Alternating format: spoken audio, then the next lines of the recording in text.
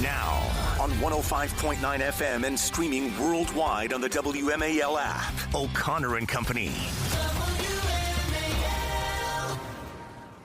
8:07 now on O'Connor and Company on this Christmas Eve. Eve coming up in 30 minutes, friend of this program. Well, wife of a friend of this program, but that makes her, through marriage, a friend of this program. Carla Ondrasik, her husband, of course, the incredible recording artist John Ondrasik, Five for Fighting. Carla's an artist in her own right, and she's got a brand new book, Stop Trying, that we're going to talk about. Good salve for the stressful time here that we hit at the end of the year.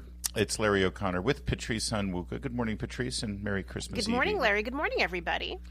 We're going to be connected with Steve Moore in just a moment, but I want to just quickly say we were just giving you critter news about a person from Congo who was caught trying to smuggle contraband into the country, including we're speculating a smoked monkey carcass. Yeah, it looks like a smoked monkey. His rib cage opened up and then tied up, Face intact, eyeballs plucked out. It looks like a voodoo doll.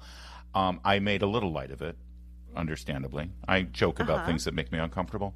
And I said, make sure you cook your monkey to a certain degree. Otherwise, that would be dangerous, treating it like a turkey.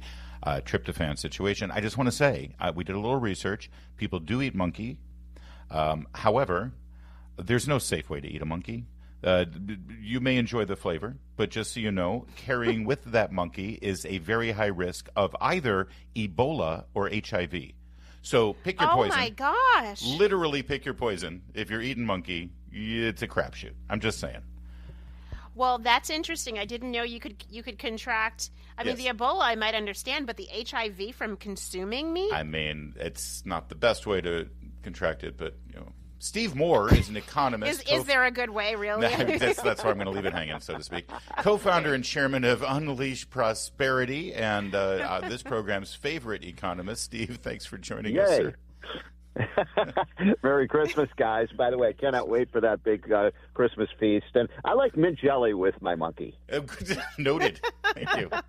Yeah, it takes away the gamey flavor.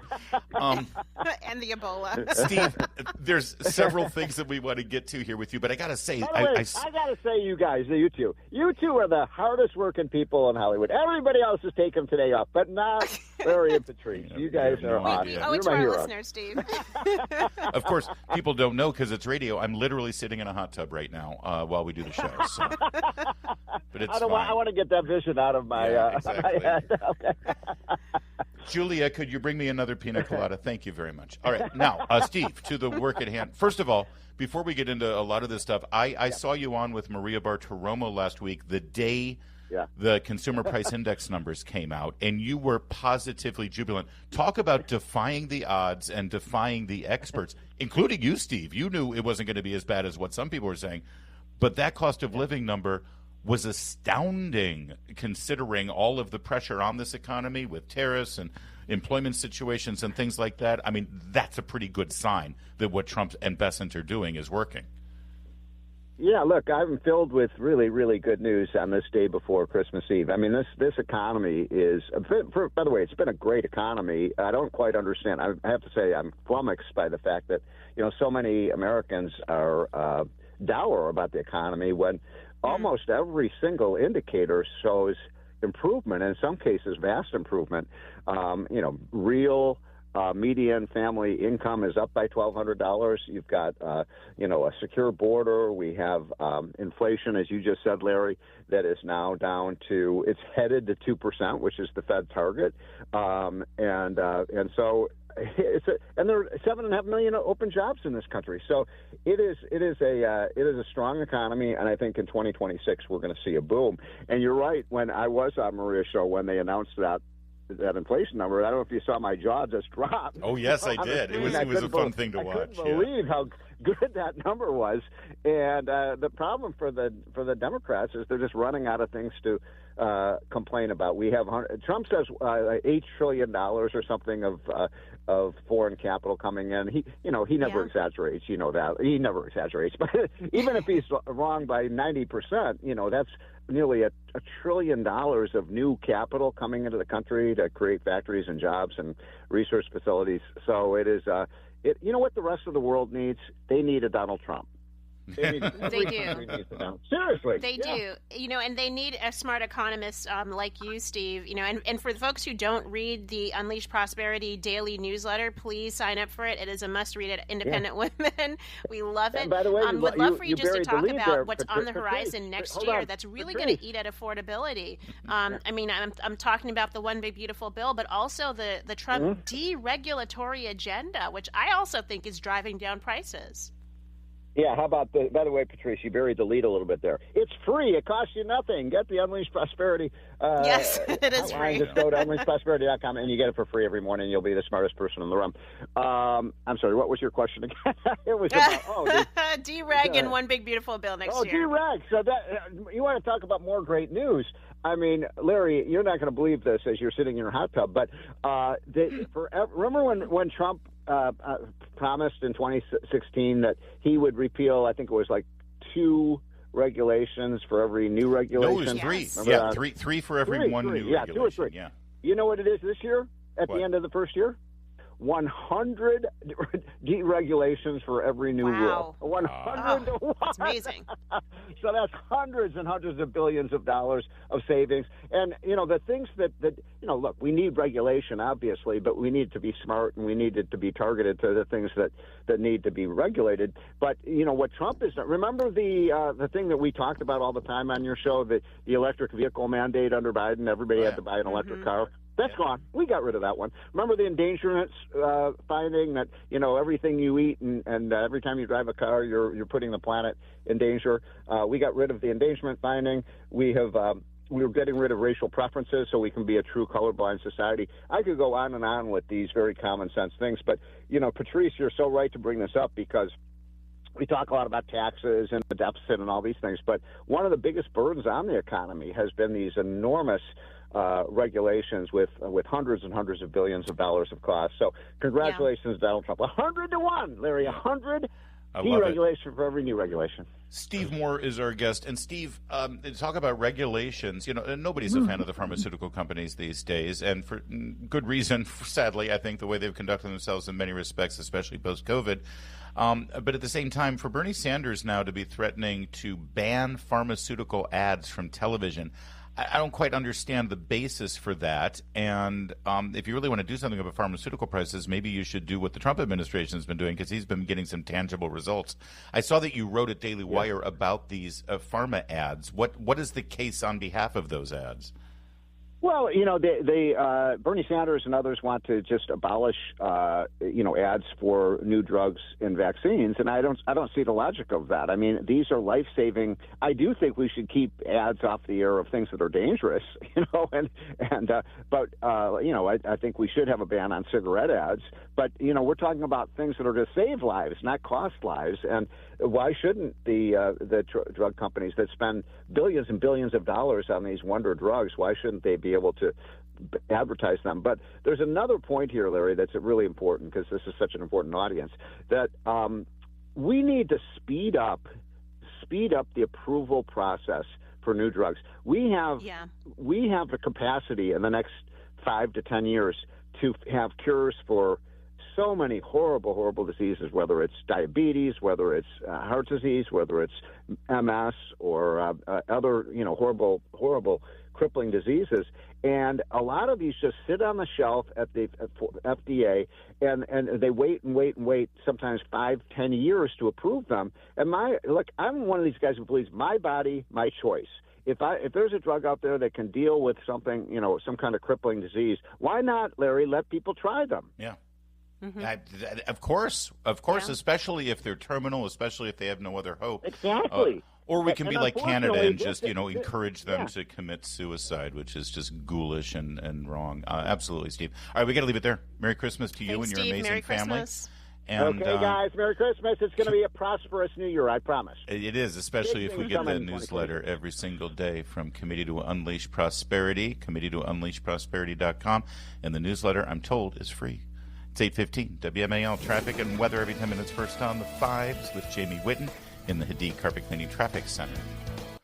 Earlier in the program, Patrice, we talked about how President Trump's approval ratings have now bounced back to a 3-month high, about 50% for approval. 42% disapproval.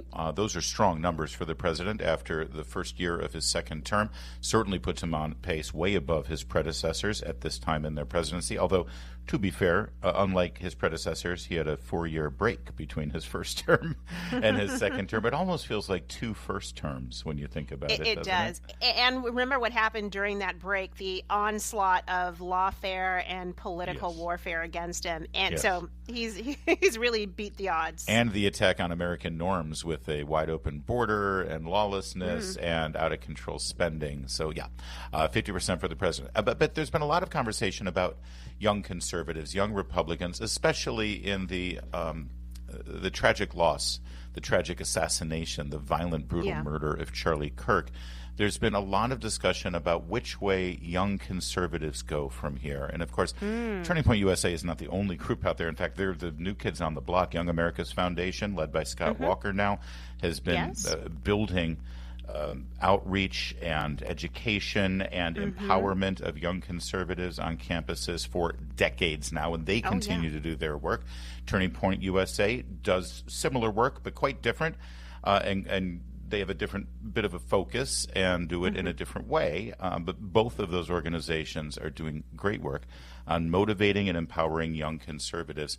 And, of course, there's been a lot of conversation post this last weekend about the Turning Point USA American Fest conference, where you had some divergent media voices on the stage talking about some concerns that they have about the conservative movement. But we've got some data here from Turning Point USA. They did a poll of the young people, not the Bannons, not the Tuckers, and I know Ben seems young, but he's 40 now. For God's sake, I can't believe that, or at least pushing 40.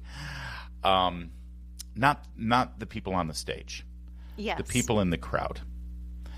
They did a poll about the issues and about the personalities and about what matters most to them. And with all the noise on stage and all the noise in the media and all of the pearl clutching about this civil war in the conservative movement over certain issues, take a look at this result. 87% of the Turning Point USA audience over the weekend considers Israel an ally. Wow. That's overwhelming. 1/3 said Israel is America's #1 ally in the world. Okay. Now,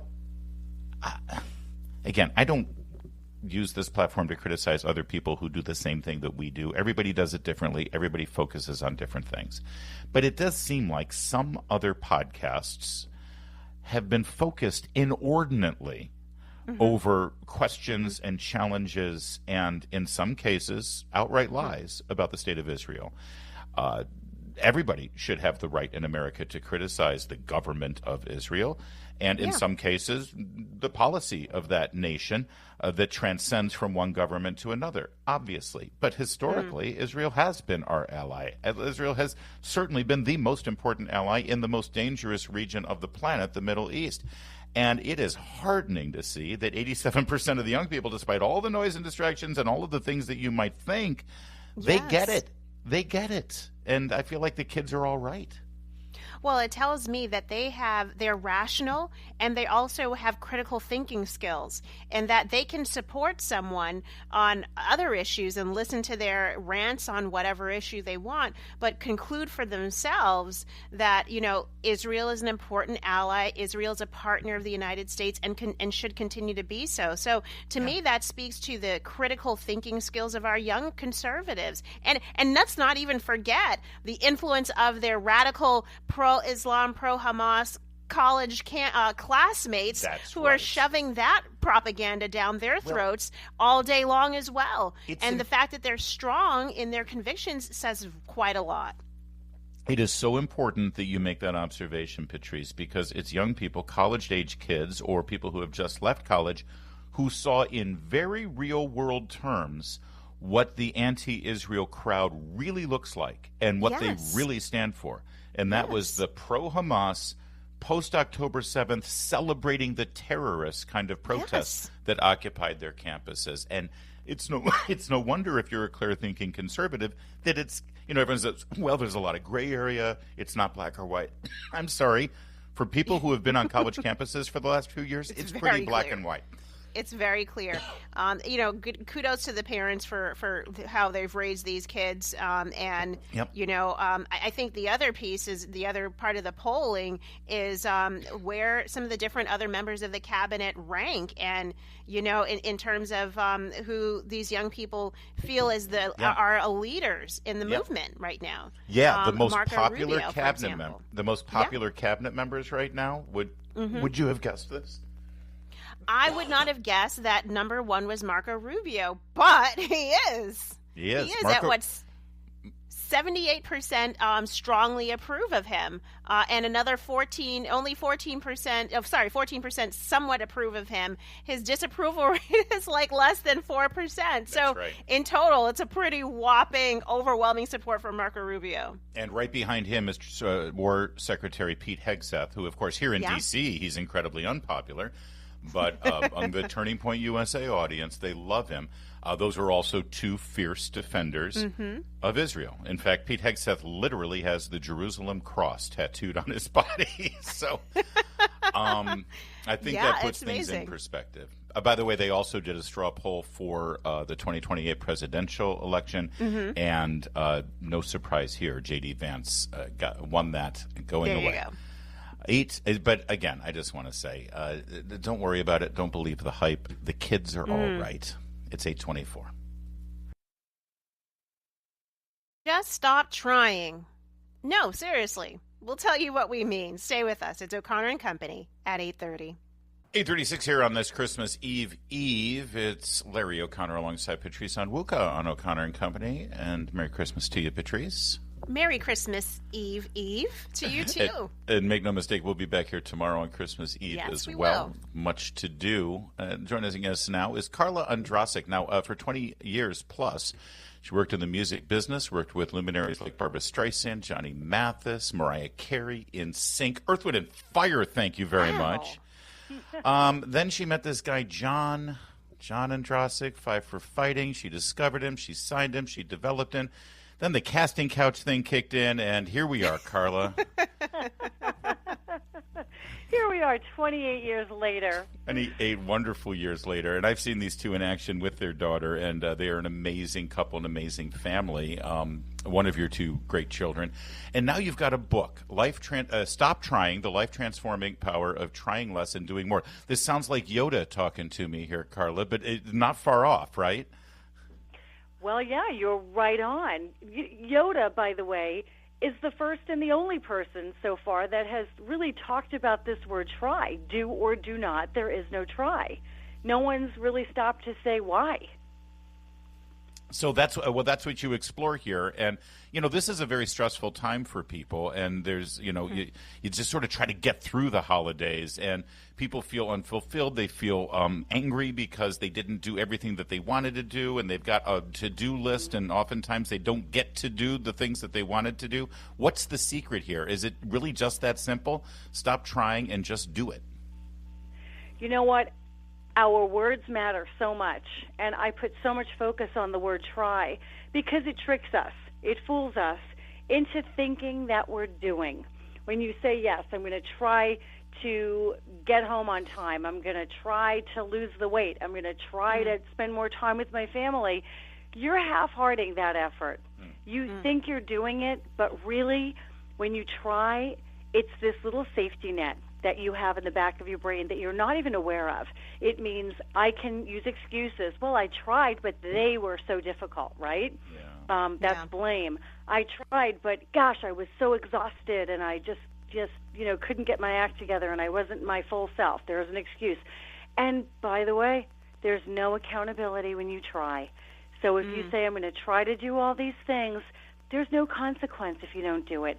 And that's what we're walking around doing. And the trick is to change that word, because once you change it, your brain changes and your actions change into doing.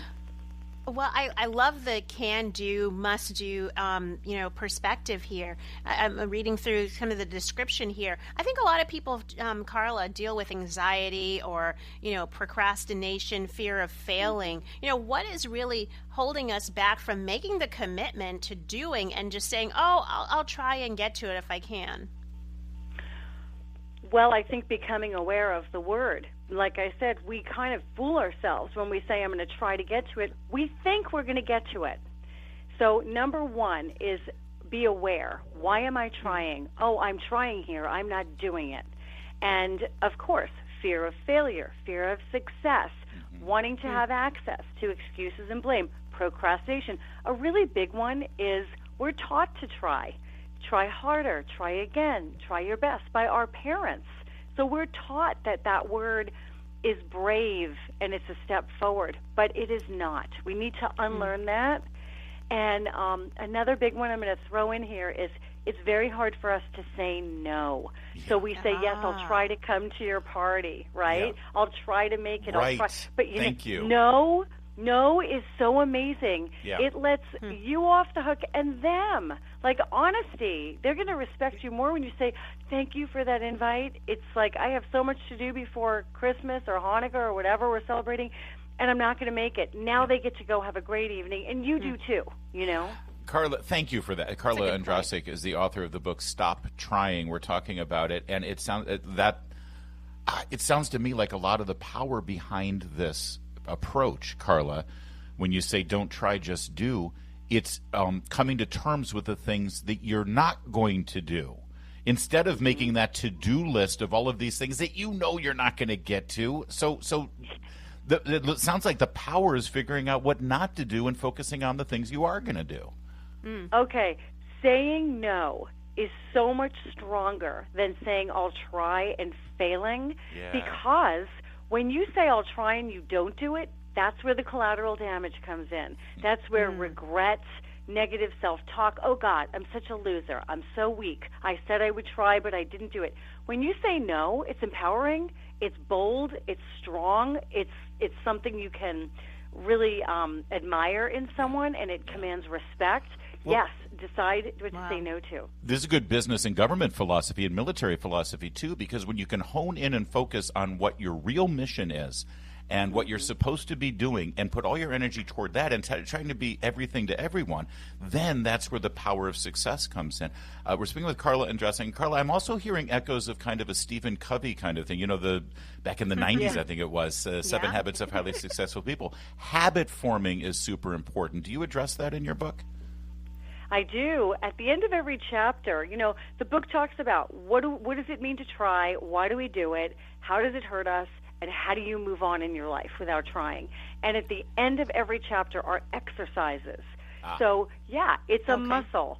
And one of the greatest things you can do is be aware. You guys have probably said, I'll try 50 times already this morning, you know, without even realizing it. So listen to each other, call each other out, you know, become aware. That's the greatest first thing you can do. You know what? We're coming up on New Year's Eve, and around this time, everybody is setting goals. They have their vision boards. They're setting the wish list, things that they plan to accomplish next year. Their resolutions. What do you say about goal setting, and you know, to avoid the falling into the try trap? Yeah. Well, the first thing I like to say is take the S off of resolutions and pick one thing that you are willing to do. And you say to yourself, this is something small that I'm going to do. I'm not going to try this. I'm not going to have excuses and blame. I'm holding myself accountable. So, for example, if it's, you know, to drink more water, you know, this year I'm going to drink more water. I'm drinking a glass of water as soon as I wake up in the morning for the next 2 weeks.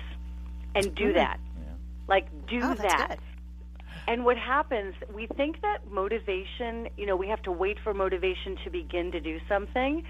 It's the opposite. You start doing it, and then you get motivated to do more, and you realize every morning, wow, I feel so good when I drink that glass of water.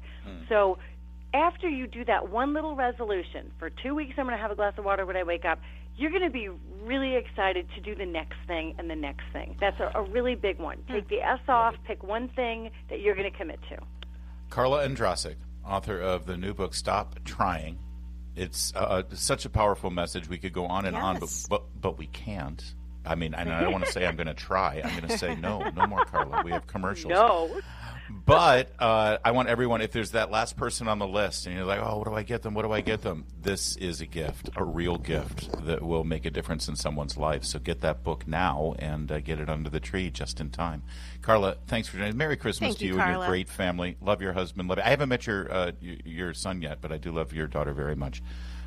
She's so talented, and I hope you guys have a great, great Christmas. Thank you. Adore you. Thanks for having me on the show. Merry Christmas. Everybody be safe. Thanks so much. It is 8:45. WMAL traffic and weather every 10 minutes. First on by Amy Wittens in the Hadid Carpet Cleaning Traffic Center. Well, the California gubernatorial race has really started to heat up here as Eric Swallwell has joined the fray. And when you look at the candidates for governor right now, you don't really have anyone. The people who have declared: Xavier Becerra, former Secretary of Health and Human Services under Biden. Yes. Katie Porter, insane Democrat from violent Orange woman, County, California. Tom Steyer, multi-billionaire industrialist. Antonio Villaraigosa, former mayor of Los Angeles. Betty Yee, the vice chair of the California Democratic Party. No one's really sort of breaking through at the moment. Okay. So Eric Swalwell decided that he would jump in. And Eric Swalwell has become kind of a sort of an internet influencer rather than congressman. His team is focusing more on super cringe videos that he puts out. And so his latest one shows that he's secured a key endorsement from black influencers and the black community. And he's announced the endorsement utilizing a TikTok meme where people lip sync to, well, this song. And you'll hear when the music changes, he reveals who this big endorsement is from. Hang on. So it's a bit of a visual here, but the person rapping along with Eric Swalwell's really impressive hip-hop performance there, lip syncing, was none other than Noah DeBarrasso. Who's Noah DeBarrasso? Well, I'll forgive you for not knowing, because he is a internet personality, social media influencer, political commentator. He's from Atlanta. He's black, and he's 14. I noticed he looked a little young. He's a 14-year-old kid who 3 years ago his mother put out and started like propping him up as some sort of political commentator, and apparently he's the wisest man and most important endorsement, because now all the other teenagers will vote. Oh, wait a second. They don't vote. Yeah, they can't vote for another 7 years or 6 years, depending. I mean, if this is the best person he can get to give him an endorsement, his campaign is sinking fast. I mean, I would think Fang Fang's endorsement would go farther with the Asian community, right? Perhaps the Asian community in Beijing.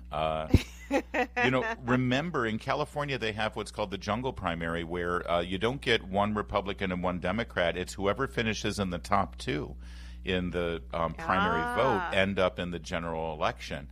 And Swalwell has definitely shaken things up, and in a weird way, I think he's going for the black vote, because there really isn't a dominant black candidate in California. Kamala Harris chose not to run.